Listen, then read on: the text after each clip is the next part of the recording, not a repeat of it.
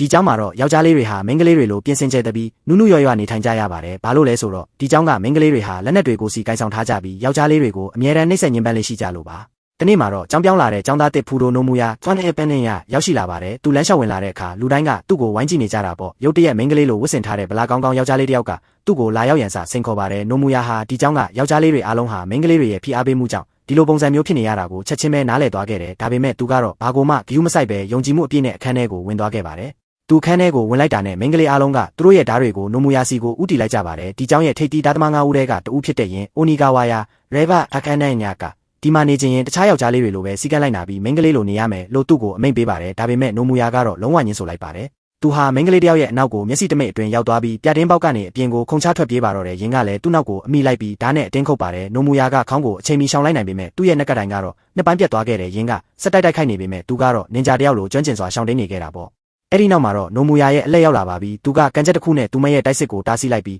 ဓာတ်နဲ့အထိုးမခံရအောင်တီတီလေးရှောင်လိုက်ပါတယ်အိတ်ထဲကလက်အိတ်တစ်ဖက်ကိုထုတ်ဝစ်ပြီးသူကပြန်လဲခုခံပါတော့တယ်ယင်းကသူ့ကိုတစ်ပင်နားမှာပိတ်စီးပြီးအယူမူတိုက်ခိုက်တဲ့အခါမှာလဲသူကအချက်ကြခုခံနိုင်ခဲ့ပါတယ်ယင်းကနောက်ဆုံးတိုက်ချက်နဲ့ခုတ်ဖို့ပြင်တဲ့အချိန်မှာသူကရှောင်လိုက်ပြီးသူမရဲ့နံဘေးကိုလက်နဲ့အသားလေးထိလိုက်ပါတယ်ထိရောက်ပြီးအားပါတယ်အဲ့ဒီလှုပ်ရှားမှုကြောင့်ယင်းဟာလွင့်ထွက်သွားပါတော့တယ်သူမလဲကြနေတော့မှသူကလက်ကိုလန်းဆွဲပြီးငါကမင်းတို့ထိန်းချုပ်နေတဲ့တခြားယောက်ျားလေးတွေလိုမဟုတ်ဘူးလို့ပြောလိုက်ပါတယ်အဲ့ဒီအချိန်မှာပဲမိန်းကလေးငယ်တယောက်ရောက်လာပြီးနိုမူယာရဲ့လက်ကိုတုံးနဲ့ရိုက်ချလိုက်ပါတယ်အချိန်ကြောင့်နိုမူယာဟာယင်းရဲ့ကိုယ်ပေါ်ကိုတဲ့ကြီးပြုတ်ကျသွားပြီးမတော်တဆသူမကိုနမ်းမိသွားပါတော့တယ်ဗျာ